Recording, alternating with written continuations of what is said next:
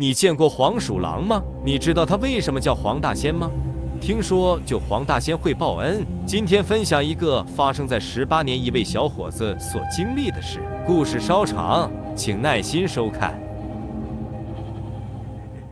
我叫李安华，家在山东省莱西市。这件事发生在2018年春节前夕。我在本地的一家印刷厂上班，因为厂里的效益不好，所以提前就放假了。那天我正窝在屋里玩游戏，就听见我妈在厨房叫我，说是南市场大集让我去给她买盖帘。说起盖帘，很多人都不知道是什么，就是用高粱杆编成的一个圆形厨具。包饺子的时候一般都会用，但是却只在集上才有卖的。农村人过年都图个吉利，换个新的寓意，个好彩头。我那会正在兴头上，根本不想去，可是我妈一再的催促我，因为怕再晚了大集就散了。可不想，我爸一大早就去了姑姑家里，说是帮忙收拾院子去了，一时半会的还回不来。在我妈一再的催促下，没办法，我只能不情不愿地穿上了外套出门往集上走。我们这个村子叫黄花关，距离集市很近，也就10几分钟的路。放假后我一直憋在家里，也没有出门，走在路上还真不少人，估计是过年大家都在忙年了。农村里不比城市，过年的讲究和规矩也多，所以一个年也够一家子人忙活的了。一路走过来，看着大家忙碌的身影，这还没到年根呢，就开始有年味了。这就是农村特有的味道。不想刚走到集市迎面，我就看到了一些让人不舒服的画面。在集市边上都是一些闲散的小商贩，里面有一个穿着皮袄的老头，卖的东西和别人不一样。在他的车后座上立着一根木棍，绑着几只剥了皮的黄鼠狼。在他的自行车前梁上还有几个皮筒子。其实在我们这常能看到黄皮子，当我记事时这集市上就有卖的。据说这黄皮子的肉味道还不错，可是这肉也不是谁都敢吃的。但是我对黄皮子有一种非常的畏惧感，可能和我小时候听的一些关于黄皮子的故事有关，所以看到那血淋淋被剥了皮的黄皮子，就觉得非常的不舒服。我畏惧，不代表所有人都畏惧。在一些人的眼中，这黄皮子可是不错的东西，既能卖皮又可以吃肉，不过就是个普通的活物。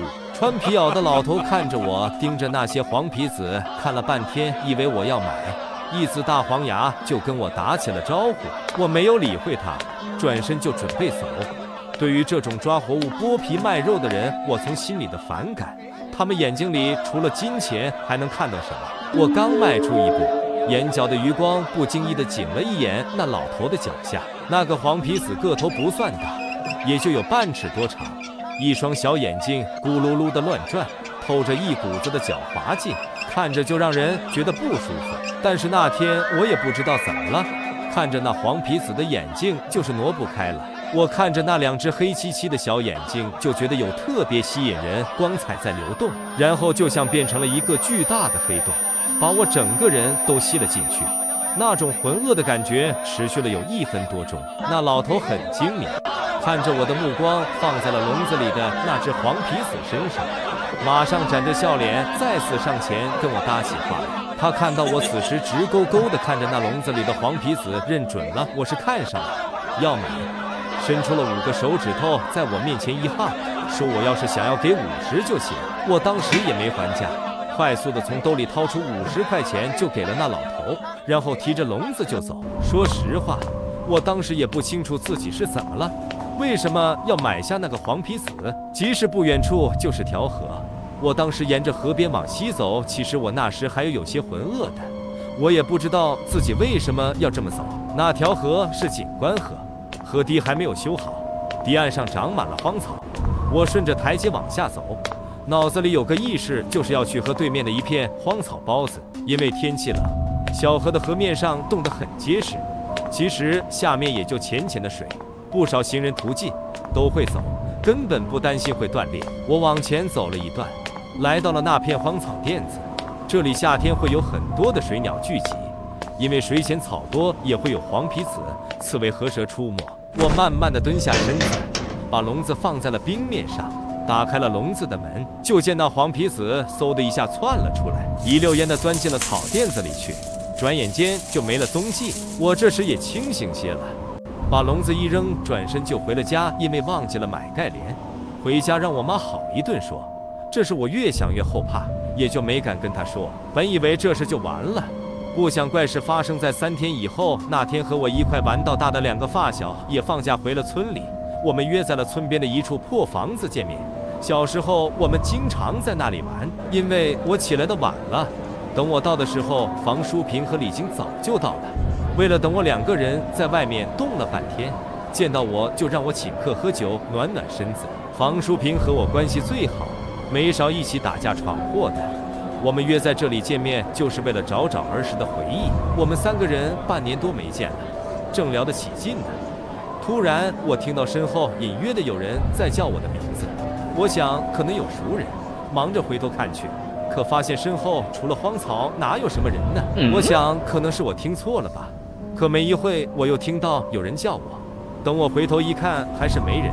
见我接二连三的回头看，房淑萍就问我在看啥呢？我说身后有人在叫我的名字，可他却说哪有什么人，而且他们俩也都没听见谁叫我。虽然他俩都说没听见，可我明明听得很真切，那声音就在身后的草垫子里。我借口撒尿，转身往草垫子里走，想看看到底是怎么回事。难道是谁躲在草里跟我闹着玩？我对了他们一顿，就奔着草垫子走了过去。走到荒草垫子前，我又听到有人在轻声地叫着我，而且离我很近，但是那声音发声不是很标准，还有些模糊。我循着声音走进了草垫子里，可是走着走着，那个声音却不见了。我在草垫子里找了一圈，也没发现谁藏在这儿，没有半个人影。我就有些想不明白，刚刚明明听得真真切切，可怎么会没有人呢？就在我纳闷的时候，突然感觉身后的荒草一阵的晃动，好像有什么东西在荒草里走。我赶紧转身去看，就见一个黄乎乎的东西蹭的一下从我脚边窜过，钻进了荒草中。我一下想明白了，这不就是3天前我放走的那只黄皮子吗？还没等我细想，就听到身后传来轰的一声巨响。我赶紧转头看去，顿时吓得我魂不附体。之前我和房淑萍他们避风的那处破房子倒塌了，我回过身子没有看到房淑萍他俩的身影，心想坏了，2个人可能是避风躲到了房子里面去了。